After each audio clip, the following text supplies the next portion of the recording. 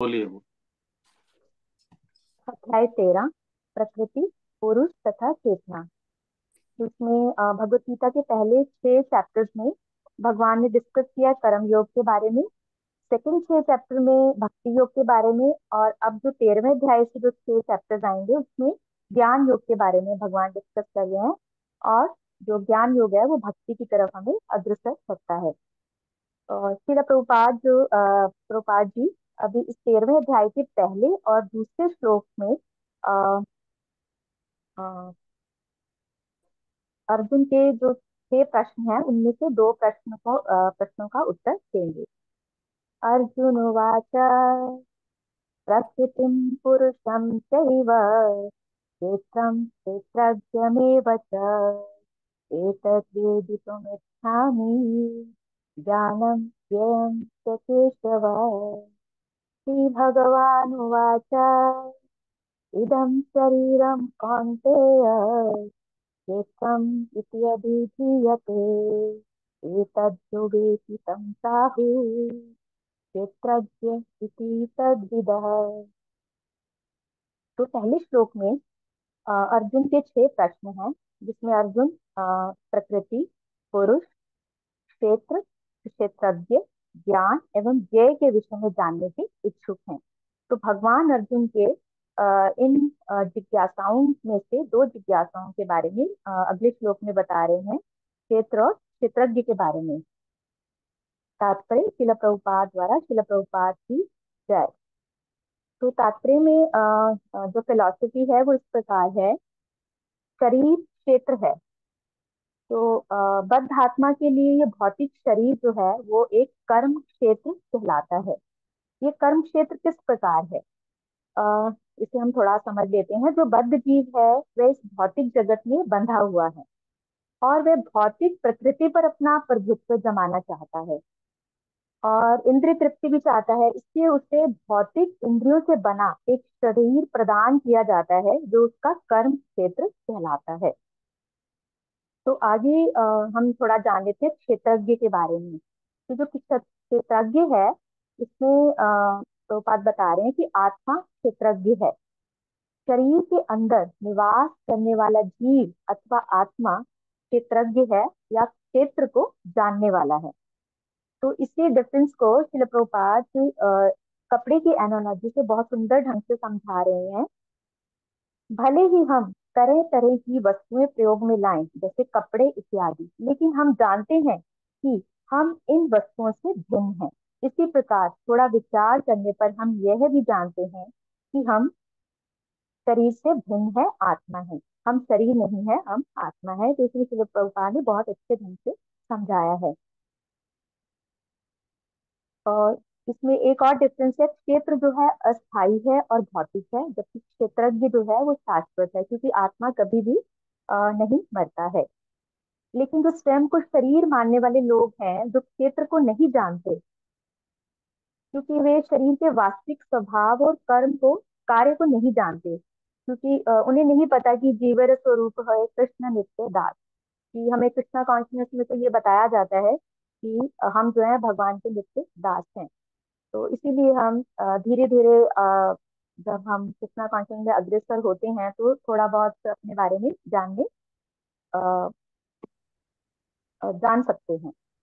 तो गीता सुबोधनी में भगवान को परमात्मा को प्रधान क्षेत्रज्ञ कहा गया है। और इसमें पर्सनल एप्लीकेशन यही है कि मैं ज्यादा से ज्यादा अपने कर्म क्षेत्र में ज्यादा से ज्यादा कृष्ण भावना भावित कर्म करने का प्रयास करूंगी, ताकि मैं क्षेत्रज्ञ को जान सकूं जो शरीर से भिन्न उसका स्वामी है। हरे कृष्णा। थैंक यू प्रभु जी। हरे कृष्ण।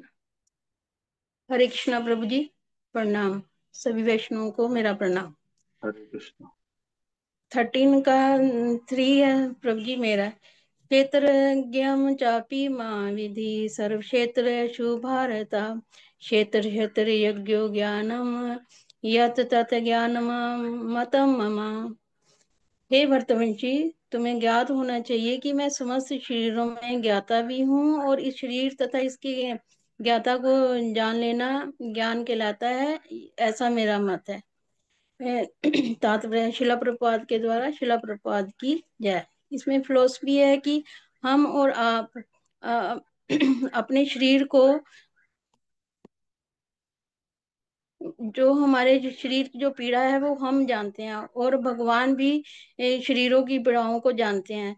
तो श्री भगवान सबको घटने वाली घटनाओं को भी जानते हैं, और इसलिए भगवान भी क्षेत्रज्ञ हैं और हम भी क्षेत्रज्ञ हैं, लेकिन हम सीमित मात्र ही क्षेत्रज्ञ हैं, और श्री भगवान संपूर्ण रूप से क्षेत्रज्ञ हैं। ज्ञान का जो वास्तविक अर्थ है क्षेत्रों को जानना, और सरल भाषा में प्रकृति को जानना, पुरुष का जानना और ईश्वर को जानना। और इसमें ये है कि जैसे जो इसमें तीन हैं, जैसे जगत, जीव और जगदीश, ये जो भगवान को जानने वाले हैं। भगवान सबके अंदर की जो भी कोई कमी है उसको जानते हैं, लेकिन हम सिर्फ अपने ही शरीर को, उसमें जो हमारे अंदर के शरीर में कुछ भी कोई घटना हो रही है हम उसको भी नहीं जान पाते।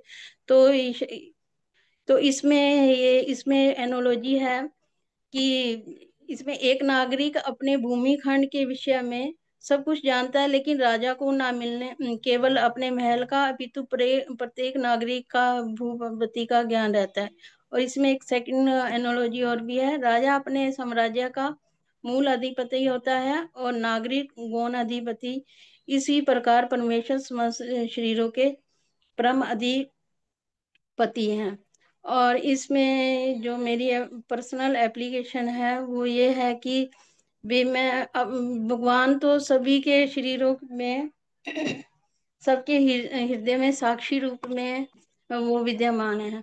और मेरी तो यही पर्सनल एप्लीकेशन है कि मैं अपने प्रभुपाद जी की जो इंस्ट्रक्शन है उनको सबको जानते हुए मैं सारे नियमों को फॉलो करते हुए भगवान की भक्ति का वो कर। हरे कृष्ण।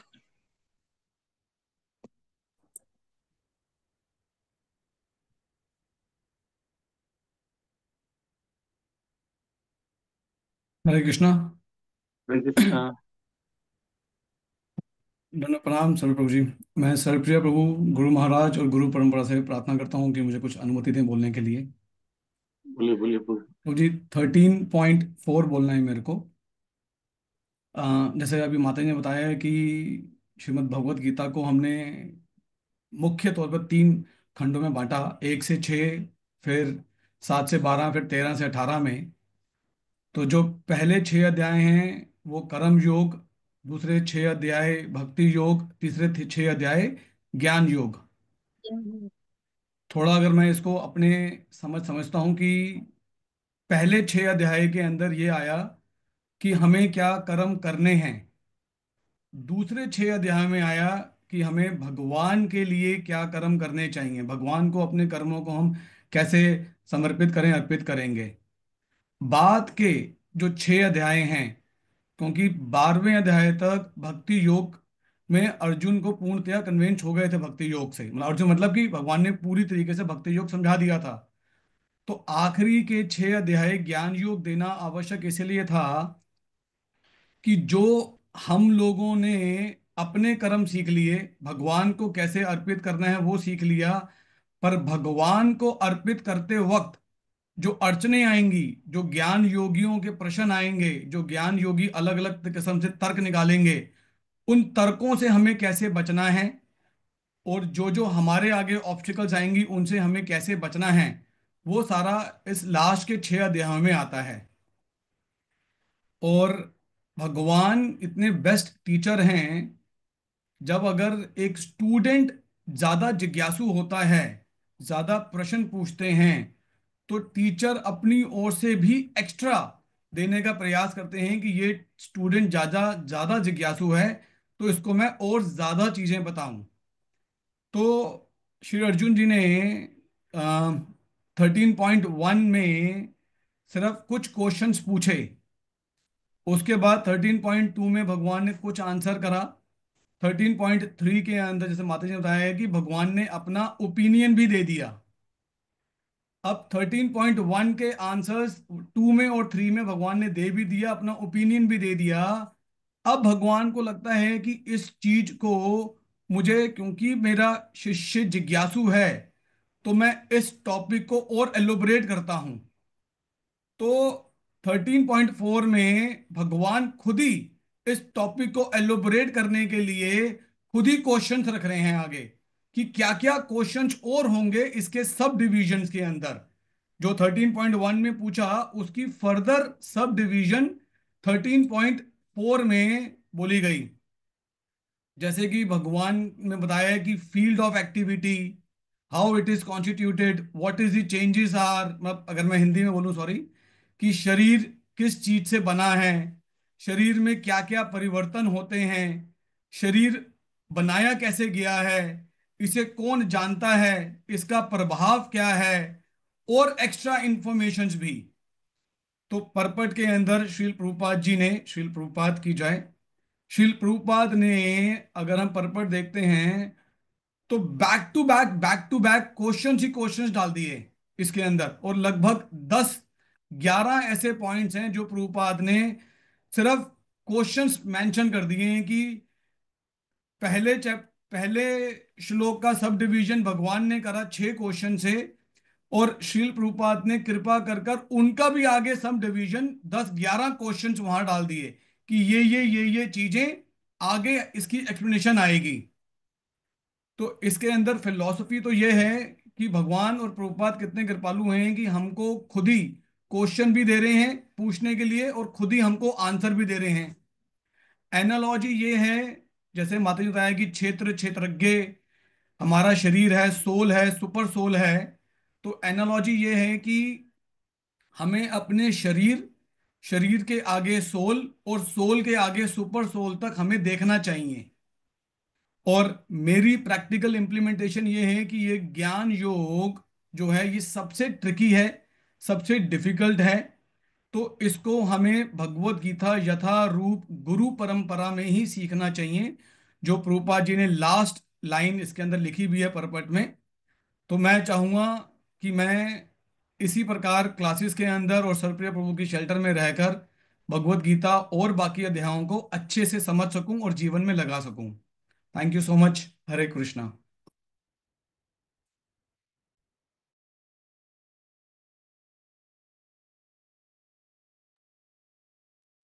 अभी कोई है ग्रुप में? और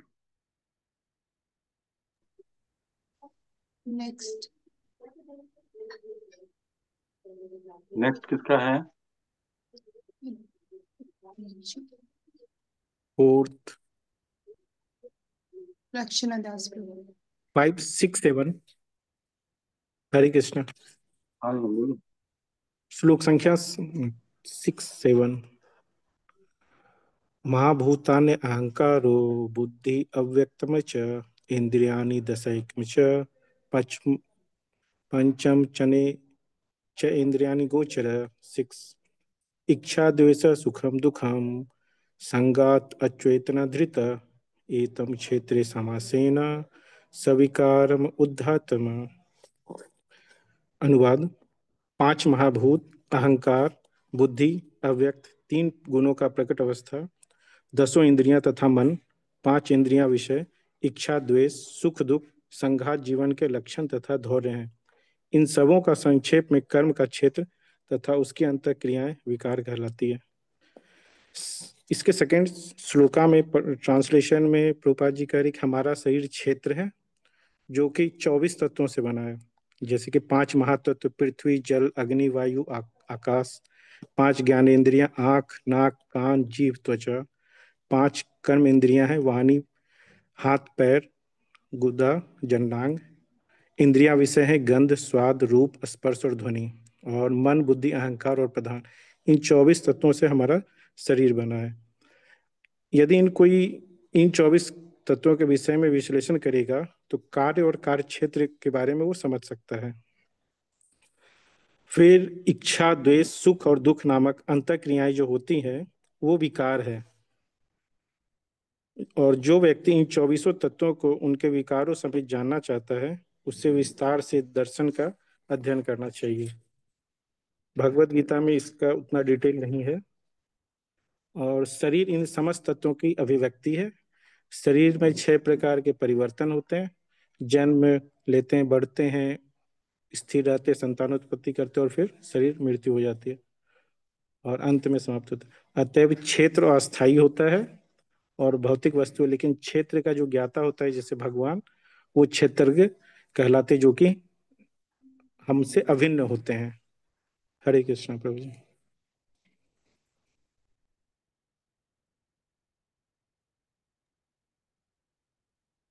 कोई है? यहाँ तक है प्रभु जी। सारे लोग हो गए? यस प्रभु जी।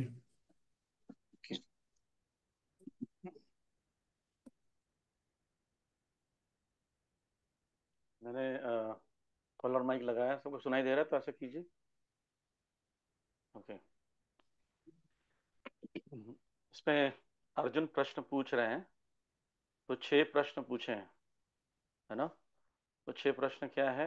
प्रकृतिम पुरुषम चैव क्षेत्रम क्षेत्रज्ञम एव च एदत, मतलब बोल रहे हैं कि ये सब क्या बताओ, वेदितुम इच्छामि, मेरे को ये जानने की इच्छा है, ज्ञानम ज्ञेय ज्ञेयम च केशव। तो प्रकृति, पुरुष, क्षेत्रम, क्षेत्रज्ञ 4, और उसके बाद क्या बता रहे हैं? क्षेत्रज्ञ को जानने वाला ज्ञानम, वो ज्ञान क्या है, और जानने वाला व्यक्ति कौन है। ठीक। तो प्रकृति, पुरुष, क्षेत्रम और क्षेत्रज्ञ, ये 4 एक्चुअली सब्जेक्ट मैटर है, इसको जानना जानना है। और ज्ञानम ये इसको ज्ञान बोलते हैं चारों को, और इसको जानने वाले को ज्ञेय, जानने वाली वस्तु में क्या जानने वाली वस्तु है। तो अगर हम देखेंगे हमारे गौड़ीय संप्रदाय में 3 ज्ञान के विषय में वर्णन किया गया है। तो संबंध ज्ञान, अभिधेय ज्ञान और प्रयोजन ज्ञान। संबंध ज्ञान जो होता है उसमें ये चीज आ जाती है, प्रकृति, पुरुष और चेतना। ये जो 3 हम पढ़ रहे हैं, इस अध्याय का शीर्षक है, यही वास्तव में संबंध ज्ञान है। यानी पुरुष में बेसिकली पुरुष का मतलब ही भगवान है, और प्रकृति का मतलब 3 प्रकृति है हम लोग वास्तव में, 3 अंतरंगा, बहिरंगा, तटस्थ, ये 3 शक्तियां भगवान की। इसको, और चेतना, इसमें से चेतन कौन है, अचेतन कौन है, परा और अपरा। 7 चैप्टर में पढ़ा था कि भिन्न प्रकृति अष्टधा वाला। तो प्रकृति एक चेतन प्रकृति है, एक अचेतन प्रकृति है। जैव धर्म में इसका वर्णन आता है बहुत विस्तार पूर्वक। जैव धर्म बहुत अच्छी पुस्तक है, मतलब कोशिश करेंगे। हाँ, आप लोगों को तो बहुत समय लगेगा पढ़ने में, लेकिन शायद 1-2 बुक और पढ़ने के बाद जैव धर्म पढ़ाएंगे। उसमें वर्णन किया गया चिद वस्तु, अचित वस्तु, या वस्तु, वस्तु का अर्थ होता है, हम लोग वस्तु मतलब हमेशा सोचते हैं मैटर को वस्तु सोचते हैं, ठीक है, ये पेन वस्तु है, ये पेंसिल वस्तु है, नहीं। वस्तु 2 चीज होती है, एक चिद वस्तु, एक अचित वस्तु, या इसको भक्ति विनोद ठाकुर नाम देते हैं वास्तविक वस्तु, अवास्तविक वस्तु, रियल और नॉट रियल, अनरियल बोल सकते हैं। तो रियल का मतलब हमारे दिमाग में लगता है कि जो दिखता है वो रियल है, नहीं। जो आप लोग सुनाई नहीं दे रहा क्लियर? किसको किसको सुनाई दे रहा है, हैंड रेज कीजिए। ओके। या तो फिर आपके जिसको सुनाई नहीं दे रहा वो प्लीज अपने साउंड को बढ़ाइए, या फिर कुछ करना पड़ेगा, या फिर मेरे ख्याल से इंटरनेट का प्रॉब्लम होगा, क्योंकि मैं ये यूज़ कर रहा हूँ, ये डीजे बहुत अच्छा क्वालिटी का है, होना तो सुनाई तो देना चाहिए आई थिंक। एनीवे, फिर किसी को फिर भी ट्राई करता हूँ जोर से बोलने का, अगर नहीं सुनाई देगा तो फिर से बताइएगा, ठीक है?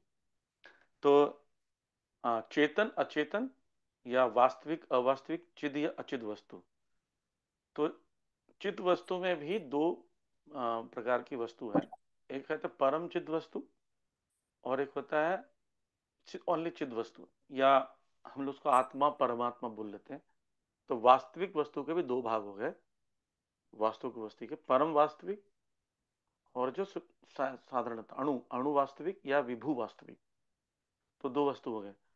तो यहाँ पर प्रकृति की जब बात कर रहे हैं तो यहाँ पर भी अणु वास्तविक वस्तु आ जाती है।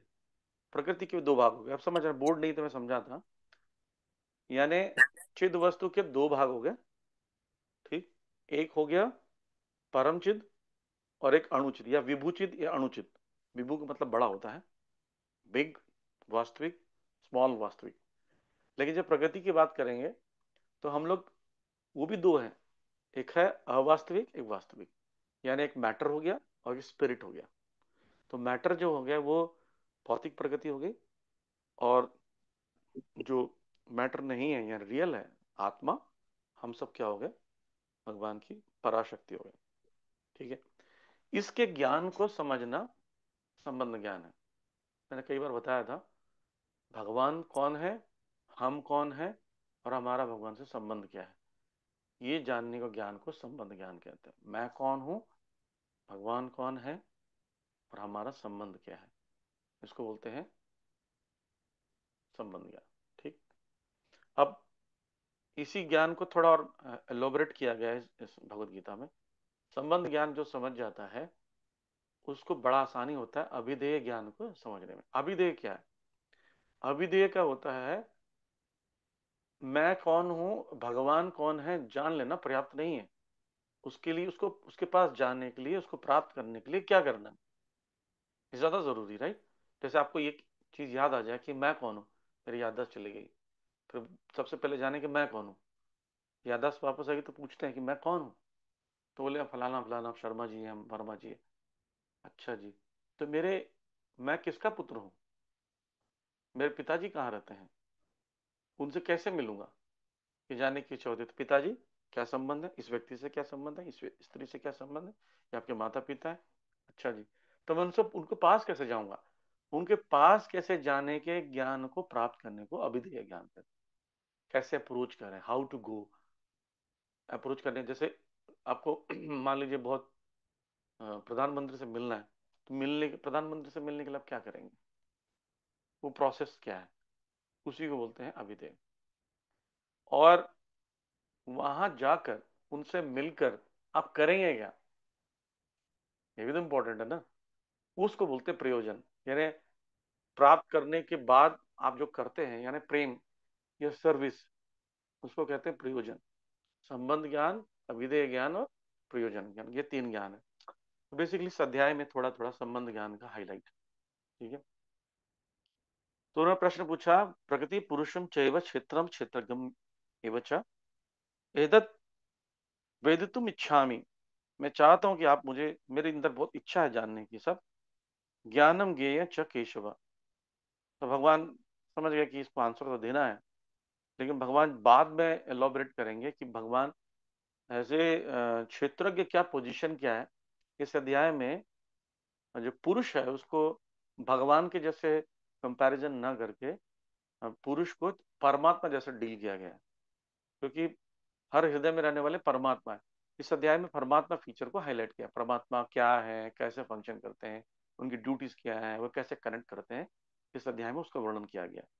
तो बेसिकली अगर ज्ञान, जैसे मेंशन किया था आदित्य कृष्ण ने, कि अगर इस को बोलेंगे ज्ञान मार्ग है ऐसा माना जाए इस अध्याय से, यहाँ से 13, 14, 15, 16, 17, 18 को, तो एक ज्ञान यहाँ बता रहे हैं, इसको गुह्य ज्ञान बोल सकते हैं, नॉट गुह्यतर, नॉट गुह्यम। गुह्यम ज्ञान को भगवान 18 चैप्टर में बताएंगे, गुह्यतर को भी थोड़ा थोड़ा बताएंगे, ये थोड़ा गुह्य ज्ञान है बस। तो आंसर में दे रहे हैं प्रभुपाद जी, भगवान बोल रहे हैं आंसर में, इदम शरीरम कौन्तेय क्षेत्रम क्षेत्रज्ञम क्षेत्रम, बोलते हैं ये क्या है, क्षेत्रम है कौन सा, ये खेत के समान, जैसे कोई भी स्थान होता है जहां पर आप कार्य करते हैं।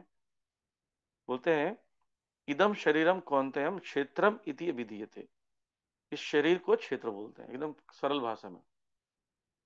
और लेकिन बोल रहे हैं अगर तात्पर्य ट्रांसलेशन में देखेंगे तो खेत लिखा है, क्षेत्रम को खेत लिखा है।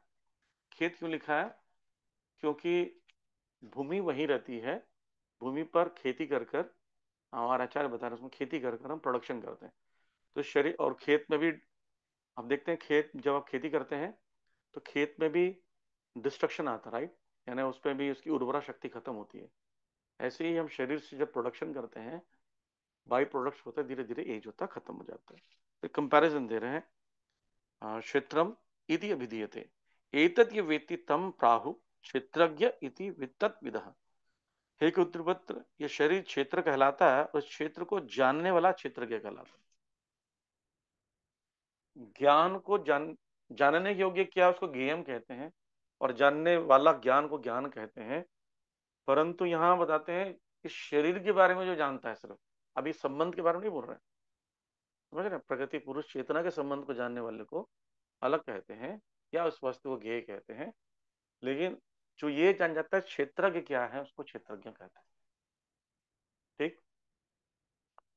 और इस हमारी इंद्रियों से बना हुआ है, मन बुद्धि अहंकार है, इसमें हम कर्म करते हैं, इसके माध्यम से कनेक्टिविटी होती है। और हमने इसका थोड़ा थोड़ा ज्ञान दूसरे अध्याय में लिया था, हाँ, कि शरीर और अंतर में क्या है, शरीर और आत्मा में अंतर क्या है, देह यथा देह कौमारम यौवन मुजारा कैसे प्राप्त होता है।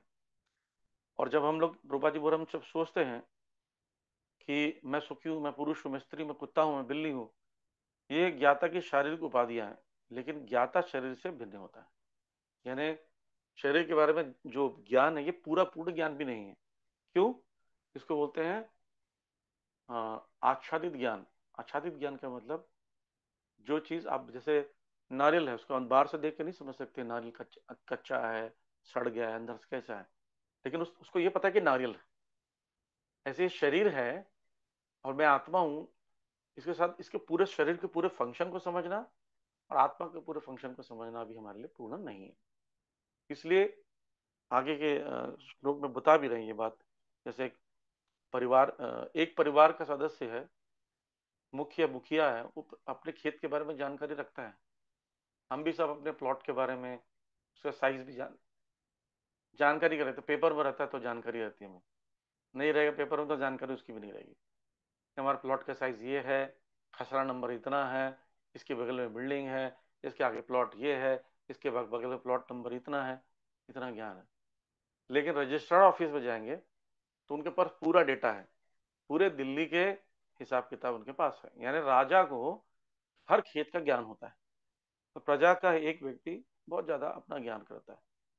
लेकिन साइंटिफिकली ऐसा प्रूव किया गया है कि एक व्यक्ति, साधारण व्यक्ति, अपने शरीर के बारे में 10 से 15% जानता है बस।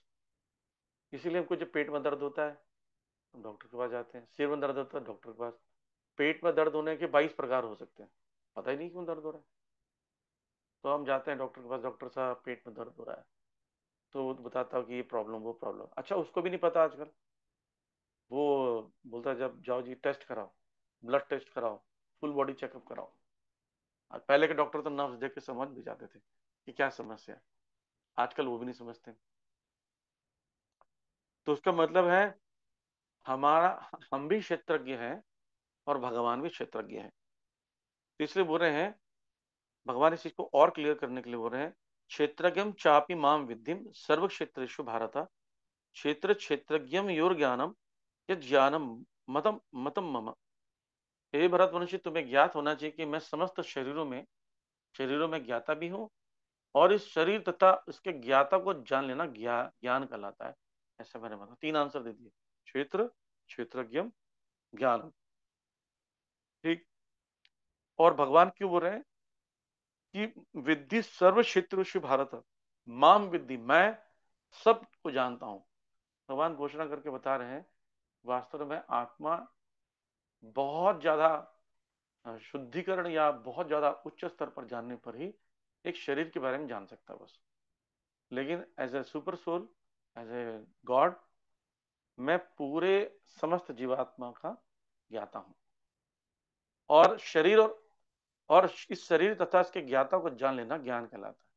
यानी मैं समझ गया कि मैं आत्मा हूं, शरीर के बारे में जानता हूं, ये परमात्मा सारे शरीर को जानता है, इसको ज्ञान कहते हैं।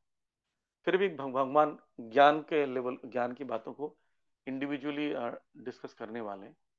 हाँ, वो डिस्कस करेंगे 12 8वें श्लोक से, 8 से 8 से 12 जो है वास्तविक ज्ञान को बताएंगे, वास्तविक ज्ञान की। ठीक है। और इसमें एक चीज और भी बताना चाहता हूं मैं,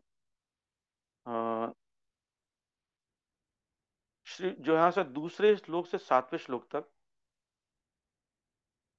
3, 4, 2, 3, 4 और 5 यानी 4 प्रश्नों के उत्तर देंगे। क्षेत्र, क्षेत्रज्ञम, ज्ञानम, इसी की चर्चा होगा। क्षेत्र क्या है, उसका डिटेल, शरीर का डिटेल। और जैसे आदित्य कृष्ण ने मेंशन किया था कि भगवान एक्स्ट्रा ज्ञान देते हैं, एक्स्ट्रा नॉलेज देते हैं, बिल्कुल सही है। भगवान एक्स्ट्रा बात भी बताएंगे कि क्षेत्रज्ञ है, ये शरीर क्षेत्र है बताना पर्याप्त नहीं है, शरीर में क्या परिवर्तन होते हैं उससे संबंधित और भी ज्ञानों को एलाबोरेट करने वाले हैं। दूसरे और तीसरे में क्षेत्र, क्षेत्रज्ञ बताए हैं। और ज्ञान चौथा और पांचवा है, इसमें बता रहे हैं क्षेत्र, क्षेत्रज्ञ के 6 सब्जेक्ट मैटर क्या है, क्या क्या है आप देखेंगे, आप ट्रांसलेशन में देखिए, बता रहे हैं। अब तुम मुझसे इस ये सब संक्षेप में सुनो कि कर्म क्षेत्र क्या है, पहला पहला सब्जेक्ट। ये किस प्रकार बना है, 2। इसमें क्या परिवर्तन होते हैं, 3। ये कहाँ से उत्पन्न होता है, 4। इस कर्म क्षेत्र को जानने वाला कौन है, 5। और उसके क्या प्रभाव है, 6। ये 6 चीजों को भगवान बोल भी रहे हैं कि ये वास्तव में ये ब्रह्म सूत्र, वेदांत सूत्र में इसका वर्णन किया गया। अब एक बात समझ, 2 बातें मैं इसमें समझाना चाहता हूँ। एक तो जब भगवान ने तीसरे श्लोक में कहा था कि ऐसा मेरा मत है, मतम मम, ये शब्द बोला ना, देखिए तीसरे श्लोक में मतम मम, तो भगवान बोल रहे हैं कि शायद मैंने ऐसा बोल दिया ज्ञान के विषय में, कहीं अर्जुन को ऐसा लगेगा कि और मतलब बाकी लोग का मत है भी कि नहीं इसमें, कहीं बाकी लोग इसको इससे भिन्न है क्या, नहीं बोलते हैं। ऋषिबीर बहुधा गीतम, बुद्धिमान ऋषियों द्वारा अनेक प्रकार से वर्णित है, यही बात जो भगवान बोल रहे हैं। भगवान क्या कर रहे हैं, आप अथॉरिटी को मेंशन कर रहे हैं। ऐसे ही होना चाहिए, कभी भी हम अपनी बात बोलें और हो सकता है आपको रियलाइजेशन है आपकी ड्यूटी है, फिर भी हमारे पूर्ववर्ती आचार्य भी क्या करते हैं, कोट करते हैं। हमेशा कोट करना चाहिए किसको, शास्त्र को। गुरु साधु शास्त्र तीनों तो करिया के, जब भी आप अपनी नॉलेज को एक्सप्लेन करें तो उसमें 2 पॉइंट जरूर बताएं, गुरु यानी अथॉरिटीज ने क्या कहा है और शास्त्र में कहाँ दिया हुआ है, और ड्यूटीज उसको कैसे फॉलो कर रहे हैं, प्रैक्टिकली कैसे यूज कर रहे हैं। जब बताते हैं उसके वैल्यू बढ़ जाता है। तो भगवान ने क्या किया, पहले बता दिया कि मुझे पता है, भगवान ने गुरु के रूप में यहाँ पर। और फिर बता रहे साधु लोग ऋषि भीर बहुधा गीतम, ऋषि भी, साधु भी इसको मानते हैं, ठीक।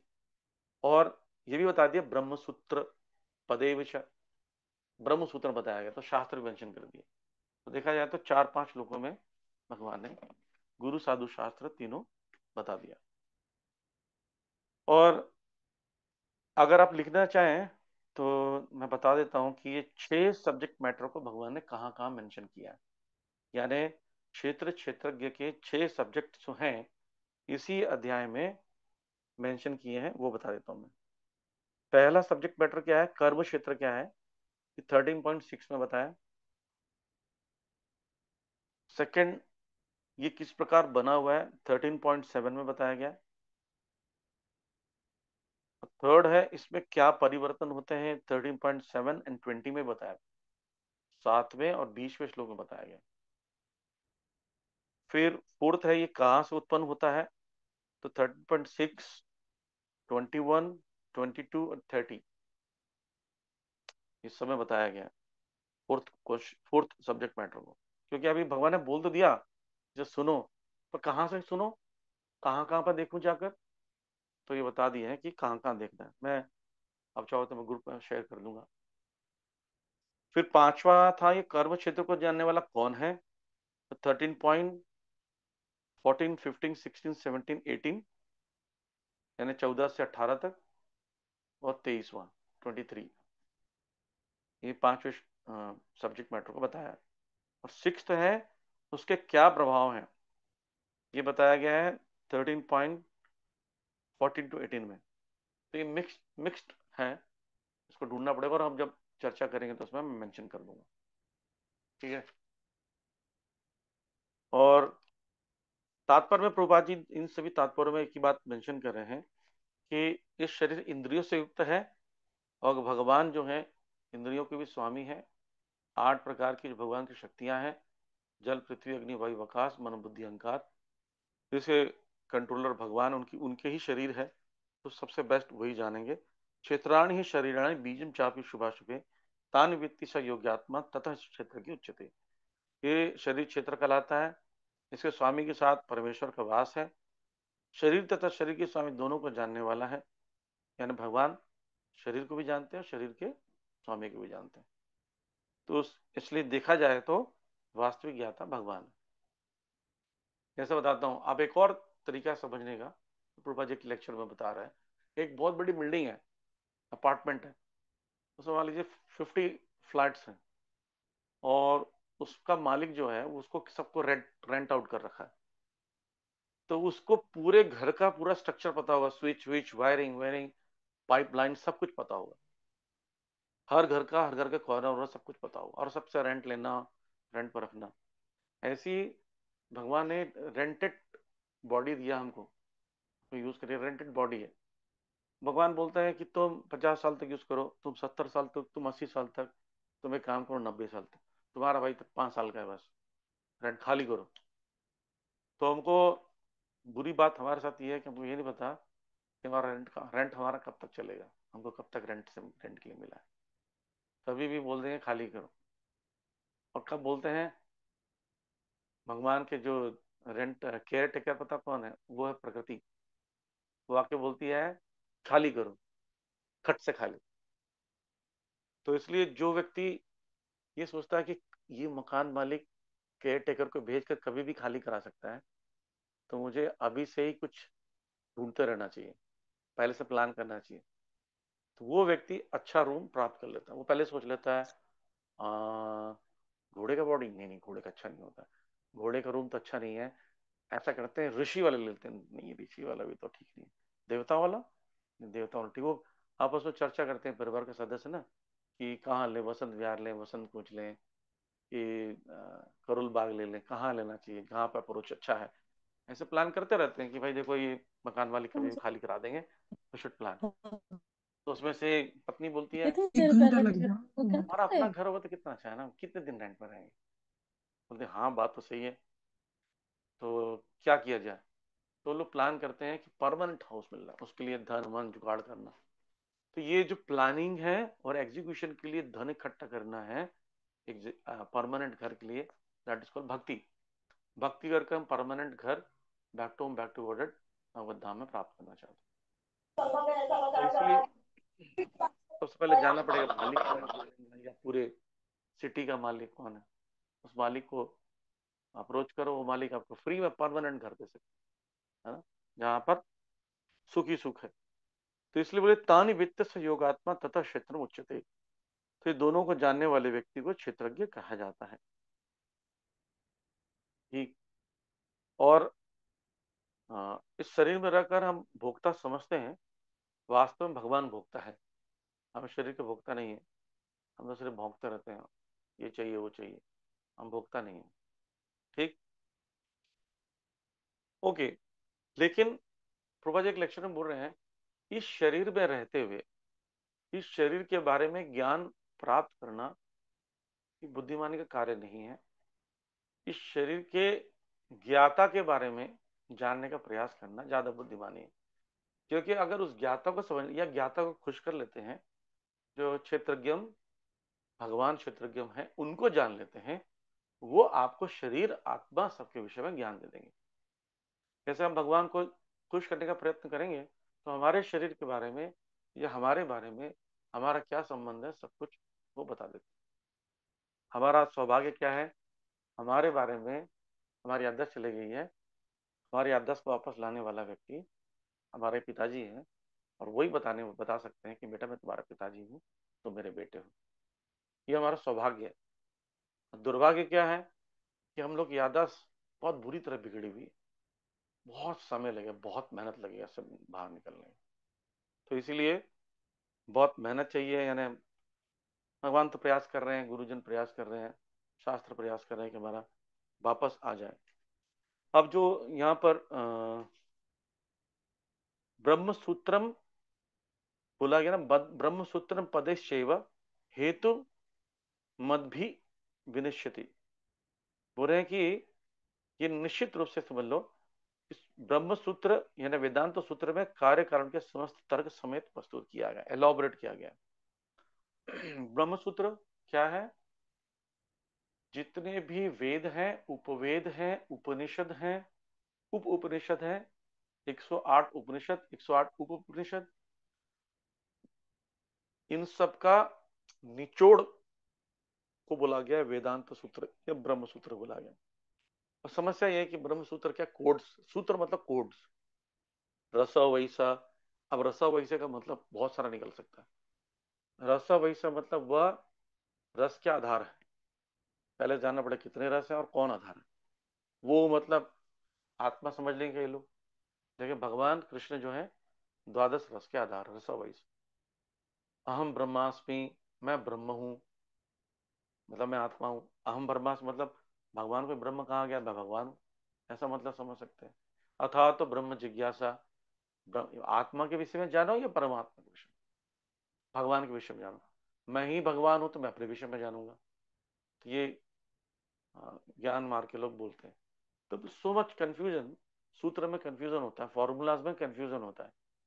तो उसको समझाने के लिए, ब्रह्म सूत्र को विस्तार पूर्वक समझाने के लिए भगवान वेद व्यास जी ने भागवतम लिखी अपनी टीका, उसको स्वाभाविक टीका कही जाती है। पहली टीका वेदांत सूत्र पर, ब्रह्म सूत्र पर स्वयं वेद व्यास जी ने लिखा, तो श्रीमद् भागवतम के नाम से जाना जाता है।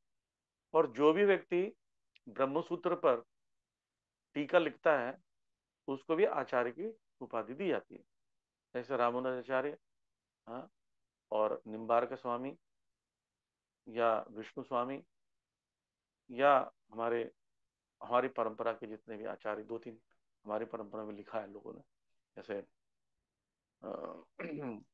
बलदेव विद्याभूषण, उन्होंने लिखा है, गोविंद भाष्य के नाम से जाना जाता है, वो ब्रह्म सूत्र पर लिखा है। और हमारे मध्वाचार्य ने तो लिखा ही था हमारी परंपरा में। तो जो भी ब्रह्म सूत्र पर टीका लिखता है वो ऑथेंटिक व्यक्ति बन जाता है। आसान नहीं उसको समझना। कैसे? मैं ब्रह्म सूत्र लिखूंगा, ब्रह्म सूत्र पर टीका लिखा, टीका भागवतम से मैच खाना जरूरी, राइट? क्यों मैच खाना जरूरी है? जिसने ब्रह्म सूत्र लिखा उसी ने टीका लिखी भागवतम, तो ब्रह्म सूत्र पर जो भी कुछ लिख रहे हो भागवतम से मैच होना चाहिए। मैं जो चीज अपनी बात बात को मैं एक्सप्लेन कर रहा हूं, आप जब मेरी बात को एक्सप्लेन करोगे तो मेरी बात एक्सप्लेन की हुई से मैच होना चाहिए। मैच नहीं हो रहा था फिर आपकी बात को कोई वैल्यू नहीं। यानी जिसने भी ब्रह्म सूत्र लिखा है वो भागवतम से उसका मैचिंग होना चाहिए। यही शंकराचार्य ने गड़बड़ किया। शंकराचार्य ने शारीरिक भाष्य लिखा ब्रह्म सूत्र पर टीका, जिसका मैच भागवतम से नहीं खाता है। इसलिए जितने भी आचार्य, वैष्णव आचार्य हैं, वो ये बताते हैं कि भागवतम को वो लोग क्योंकि इंक्लूड नहीं करते हैं, मानते ही नहीं है शंकराचार्य लोग, इसलिए उनका भाष्य भी झूठा है। तो मैं इस बात को क्यों बता रहा हूँ? क्योंकि वेद व्यास जी ने ये बहुत ज्यादा जोर दिया था इस बात पर, वेदांत सूत्र पर। इसलिए वेदांत सूत्र पर लिखा गया है ये शास्त्र जो सबसे ज्यादा इंपॉर्टेंट है। तो इसमें बहुत सारा तात्पर्य प्रभुपाद जी बहुत विस्तार पूर्वक बताए हैं। और जैसे ब्रह्म की स्थिति क्या है, और ब्रह्म पुच्छम प्रतिष्ठा, तैत्तरीय उपनिषद बताया गया है। भगवान की शक्ति को प्राकट्य अन्नमय रूप में होता है, जिसका अर्थ है अस्तित्व के लिए भोजन। यानी जीवात्मा, जो जीवात्मा भगवान की शक्ति है, अब वो भोजन ज्ञानमय, अन्नमय, ये सब। आई थिंक मैं सोचा था आप लोग को मेंशन भी करोगे, आई डोंट नो, मेंशन नहीं किया इसमें। तो ये पैराग्राफ है, ये होमवर्क आप लोग के लिए रहेगा। आप देखेंगे श्लोक 5 का जो तात्पर्य है, जहाँ लिखा है जैसा कि पहले कहा जा चुका है, क्षेत्र का अर्थ कर्म क्षेत्र है, वहां से आपको थोड़ा पढ़ना है। इसमें वर्ड है अन्नमय, प्राणमय, है ना, ज्ञानमय और आनंदमय। विज्ञान में आनंदमय, 5 चीजें हैं, ठीक है। ये 5 चीजों को आपको समझना, विल डिस्कस नेक्स्ट क्लास।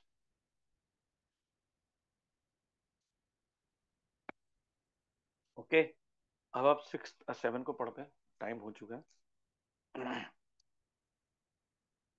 और फिर बता रहे हैं 6 और 7 में बता रहे हैं कि क्षेत्र की संरचना कैसे बना, गुण क्या है, परिवर्तन, और ये उद्गम कहां से होता है। तो बोलते हैं पंचमहाभूत अहंकार बुद्धि अव्यक्त, तीनों गुणों का अप्रकट अवस्था को अव्यक्त कहते हैं। 200 इंद्रियां तथा मन, 5 विषय इंद्र विषय, इच्छा द्वेष सुख दुख संघात जीवन लक्षण तथा धैर्य, इन सबको संक्षेप में कर्म का क्षेत्र तथा उसकी अंतक्रिया विकार कहा जाता है। तो इन दोनों श्लोकों में बताया गया है क्या क्या चीज से मिलकर बना है। संरचना होगी, गुण क्या है, 3 गुण उसमें कौन कौन से हैं, अव्यक्त वाला। परिवर्तन क्या होता है इसके अंदर, इच्छा द्वेष सुख दुख संघात, ये सब उसके क्या है, सिम्टम्स हैं, जो चेंजेस आते हैं, दुख और सुख के शरीर में हम लोग झेलते हैं, सिम्टम्स करें। और बोलते हैं ये अंत क्रियाएं, यानी कहा जाता है ये कर्म की अंत क्रियाएं जैसे विकार उत्पन्न होते हैं। ठीक है, और हम पढ़ते हैं, ये आप सब लोग पहले पढ़ चुके हो, इंद्र विषय क्या है, और 5 महाभूत 5, इंद्र विषय 5, कर्म इंद्रिय 5, ज्ञान इंद्रिय 5, ये 20 हो गए। मन बुद्धि अहंकार, ठीक है, ये 23 हो गए। और दूषित चेतना कभी कभी बोलते हैं, या प्रधान, ये 24 तत्व होते हैं जिससे संसार पूरी सृष्टि होती है, ये तात्पर्य में बताया गया है। ठीक है, यहां तक हुआ था। Okay, any question?